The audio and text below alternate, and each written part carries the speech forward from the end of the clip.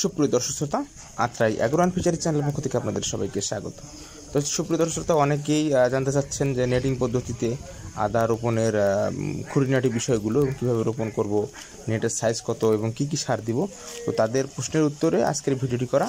তো সুপ্রিয় দর্শক শ্রোতা, আজকের এই ভিডিওটি দেখলে আমার মনে হয় ইনশাল্লাহ আপনার নেটিং পদ্ধতিতে আদা চাষ সম্পর্কে, আদা রোপণ থেকে আপনার হারভেস্টিং পর্যন্ত আর কোনো প্রশ্ন থাকবে না ইনশাল্লাহ।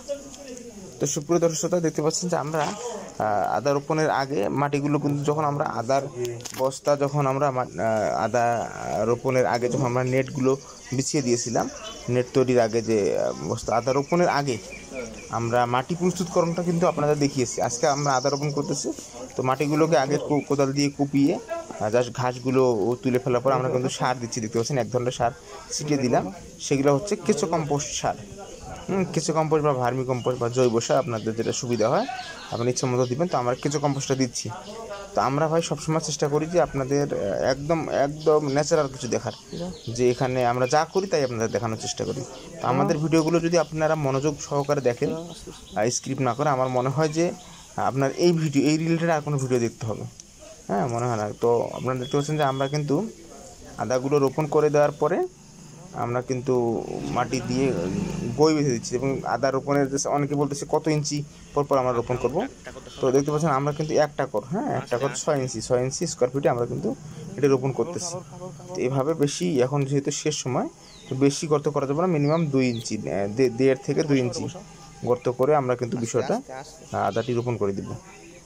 তো এভাবে আমরা রোপণ করবো, দেখতে পাচ্ছি। এবং অবশ্যই একটু উঁচু করে কান্দি করে দিব, গইয়ের মতো করে, তাহলে আমাদের সুবিধা হবে। সুপ্রিয় দর্শক শ্রোতা, একটা বিষয় মনে রাখতে হবে যে ভালো বীজ সফল খামার। তো সেই জন্য আপনারা চেষ্টা করবেন যে ভালো মানের বীজ দিয়ে প্রজেক্টটি শুরু করার। একটা বিষয় আমি বারবার বলি যে আপনারা যদি খারাপ মানের বীজ দিয়ে আপনার প্রজেক্ট করতে গেলে কিন্তু সব ধরনের উপাদানে আপনি, আমাদের বাংলাদেশের উদ্যোক্তাদের একটি সমস্যা আছে, সেটি হচ্ছে যে তাদের কিছু ক্যালকুলেশনের ভুল আছে। এই কারণে আমাদের উদ্যোক্তাগুলো পিছিয়ে যাচ্ছে বা সঠিক মতো মুনাফা অর্জন করতে পারতেছে না, ব্যবসায় লস খাচ্ছে। তাদের জন্য আমি বলবো যে ভাই, আপনারা যখন আদা চাষ করবেন বস্তায় কিংবা নেটিং পদ্ধতিতে, যে পদ্ধতিতে করুন না কেন, আপনারা কিন্তু পর্যাপ্ত পরিমাণ জৈব সার, রাসায়নিক সার, বাকি যে সামগ্রীগুলো, এটি কিন্তু আপনি 100% দেওয়ার চেষ্টা করতেছেন। কিন্তু মেইন সমস্যা হচ্ছে বীজের ক্ষেত্রে।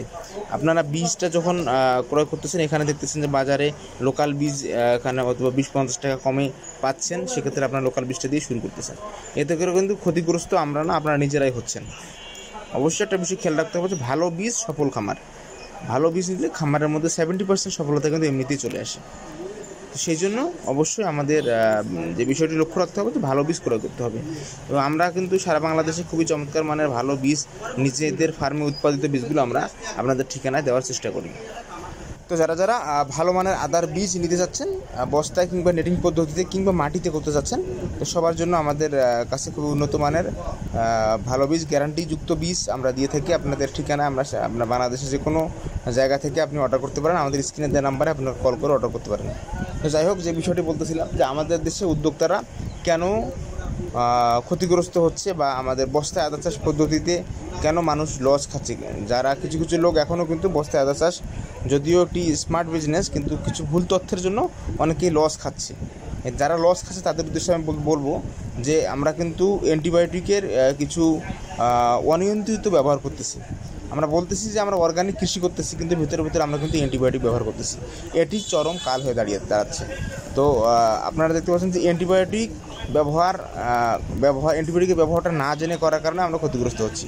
অ্যান্টিবায়োটিক কখন ব্যবহার করতে হবে? যখন আক্রান্ত হবে, একবারে শেষ পর্যায়ে। আমরা কিন্তু আক্রান্ত না হতেই ব্যবহার করতেছি। কিছু যারা আদা চাষ সম্পর্কে জানেই না, তাদের কাছ থেকে পরামর্শ নিয়ে আপনারা কিন্তু শুরু থেকে অ্যান্টিবায়োটিক ইউজ করতেছেন। এই জন্য আপনারা কিন্তু ক্ষতিগ্রস্ত হচ্ছে। অ্যান্টিবায়োটিকের ব্যবহার আগে থেকে করা যাবে না। যখন অ্যাটাক করবে তখন শুধু ব্যবহার করতে হবে জীবন বাঁচানোর জন্য, অন্যথায় অ্যান্টিবায়োটিক করবেন না। শুধুমাত্র অ্যান্টিবায়োটিক ব্যবহার, অতিমাত্রা অ্যান্টিবায়োটিক ব্যবহার কারণে কিন্তু ফলন কম আসবে। যে ক্ষেত্রে দেখেন না কেন, যখন আপনি একটি নবজাতক শিশুকে অ্যান্টিবায়োটিক খাওয়াবেন, তার কিন্তু গ্রোথে বাধা হয়ে দাঁড়াবে।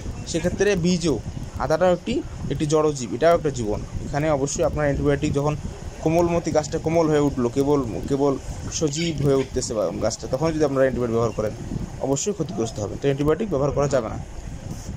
সুপ্রিয় দর্শক শ্রোতা, এই ছিল আজকে আমাদের নেটিং পদ্ধতিতে আদা চাষের আপডেট। আপনাদের অনেকেই জানতে চাচ্ছেন যে ভাই নেটিং পদ্ধতিতে আদা চাষের কীভাবে আপনার রোপণ করতে হয়, কী কী সার দিতে হয়, কোন সার দিলে ভালো হয়, তা আমরা সম্পূর্ণ ভিডিওর মধ্যে আপনাদের দেখানোর চেষ্টা করেছি। তারপরেও যদি আপনাদের কোনো সন্দেহ বা কোনো কিছু জানার থেকে স্ক্রিনে দেওয়া নাম্বারে আপনারা কল করতে পারেন।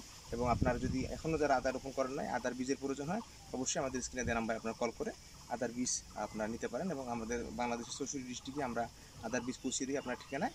তো সুপ্রিয় দর্শক শ্রোতা, নেটিং পদ্ধতি একটি যুগোপযোগী ব্যবসা। নেটিং পদ্ধতিতে বস্তায় আদা চাষ এবং নেটিং পদ্ধতিতে আদা চাষ বর্তমান সময়ের একটি যুগোপযোগী ব্যবসা। নেটিং পদ্ধতি আমরা রিসেন্ট শুরু করছি, তো দেখা যাক কেমন আসে। তো সবাই ভালো থাকুন, সুস্থ থাকুন, ধন্যবাদ।